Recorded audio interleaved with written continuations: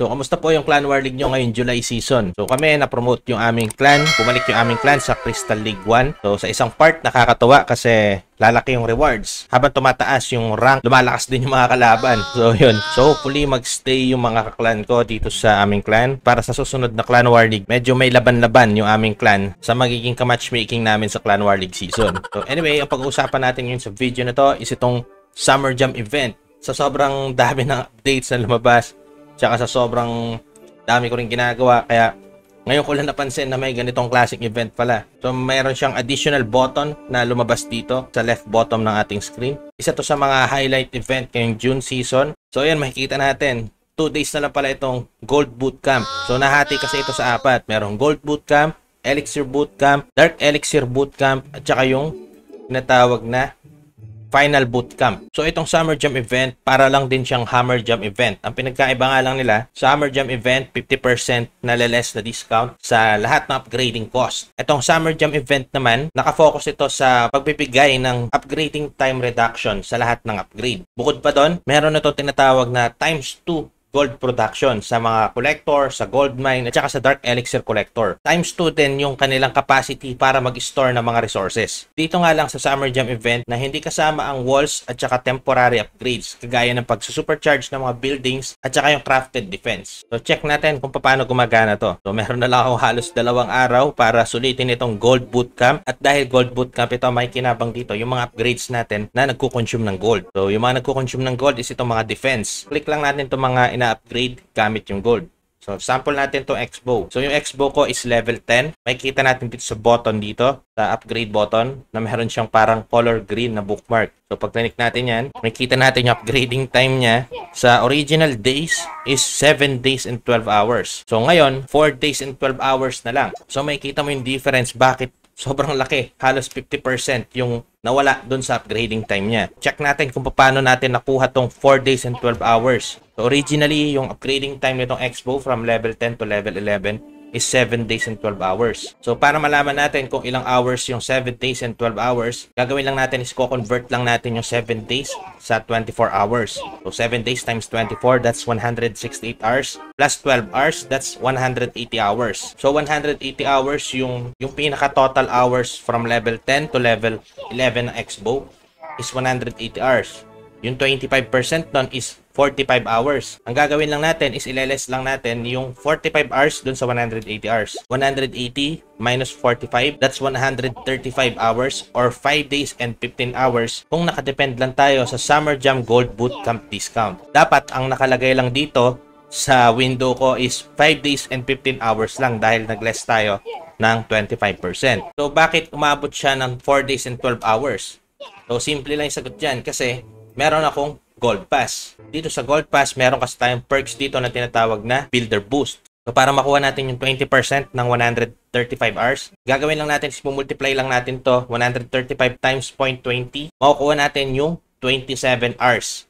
So yung 27 hours, ma-minus lang natin yon sa 135 hours. 135 hours minus 27 hours, that's 108 hours. So para makuha naman natin kung ilang araw ba yung 108 hours, ang gagawin lang natin, i-divide lang natin ito sa 24 hours. So 108 divide 24, that's 4.5 days or 4 days and 12 hours. So nakuha natin yung 4 days and 12 hours na nag-appear dito sa ating upgrading time sa X-Bow ko from level 10 to level 11. So yung upgrading time reduction, hindi siya pinagpa-plus kagaya no ina-expect ko. Yung time reduction ng Summer Jam na 25, tapos yung 20% time reduction ng Builder Boost, hindi siya 25 plus 20, that's 45% time reduction. Mag-iiba yung computation. So ang mangyayari, ileless natin yung 25% time reduction ng Summer Jam event. Pagkatapos, ileless natin yung 20% Builder Boost perks ng Gold Pass. Either way, pwede kahit sino yung mauna. Same amount lang yung upgrading time na lalabas. Kahit unahin natin i-less yung 20% ng Gold Pass, bago natin i-less yung 25% na discount ng Summer Jam event, parehas lang ilalabas 4 days and 12 hours. Pero pag pinag-plus natin yung 25% at saka yung 20% ng Builder Boost, mag-iiba yung resulta. So, ganun siya gumagana. So, sulit na sulit itong Summer Jam event na to, lalo na kapag sinabayan natin siya ng Gold Pass. Ang tanong, nasulit ko ba itong Gold Bootcamp na to? Kahit na hindi ko ito masyadong napansin itong mga nakarang araw. So, meron pa ako matatapos na 4 na upgrade. So, yung huling upgrade na matatapos ko is yung Scatter Shot. aabot pa ako sa 25% na discount ng Summer Jam event sa Gold Bootcamp. So, sa tingin ko nasulit ko naman kahit na hindi ako masyado naging aware sa total discount ng time reduction na binibigay nitong Summer Jam event na to. So, bukod pa dyan sa mga discount na yan, gusto ko lang din ipakita sa inyo itong mga collector o mga resources natin, yung mga nagpro-produce ng ating mga resources kahit hindi tayo nag-farm. So kung nasa max level yung ating gold mine tapos nag-supercharge pa siya, makaka-receive tayo dito ng 15,200 gold per hour. So kung ita-times natin to sa 24 hours, that's 364,800 gold per gold mine. Meron tayong 7 na gold mine. So 364,800 times 7 gold mine, that's 2.5 million gold per day. Right after ng Gold Bootcamp, susunod naman yung Elixir Bootcamp.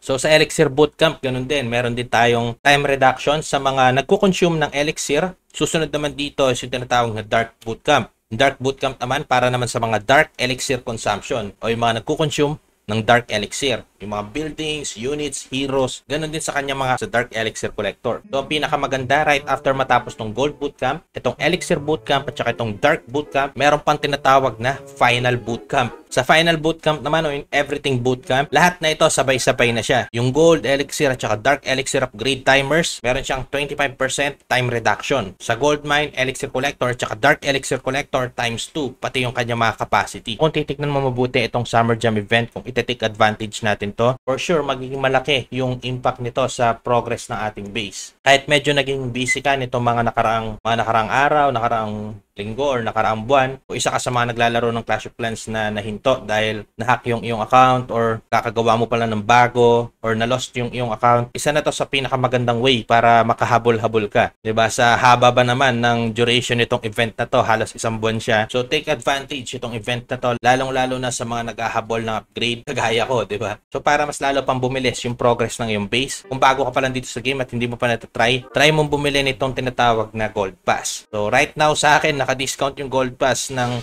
105 pesos, 'di ba? So napakababang halaga. Ang original price niya is 349 pesos. Pero sa akin naka-discount siya dahil itong account ko na to is hindi pa siya nakakapag-purchase ng Gold Pass since nung ginawa ko siya. So para mas makahabol ka ng progress ng iyong base, take advantage mo itong Summer Jam event.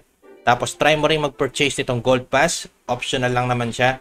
Mas malaki yung magiging progress ng iyong base kapag ginawa mo to. Nagustuhan mo ba to sa Summer Jam event na to dito sa Clash of Clans? Kung nagustuhan mo to, mas lalo magugustuhan mo dahil magpapamigay ulit tayo ng Gold Pass dito sa ating channel. So paano sumali? Ang gagawin mo lang is i-like and share itong video na to at mag-comment ka na rin kung ano masasabi mo about dito sa Summer Jam event. At huwag niyong kakalimutan na mag-subscribe sa ating channel. Click mo na rin yung notification bell button para mag-get updated ka sa mga next videos na i-upload ko. Ako nga po pala si Nico. Maraming salamat po sa panonood. See you soon sa mga next videos. Ingat po kayo palagi. God bless. Bye-bye.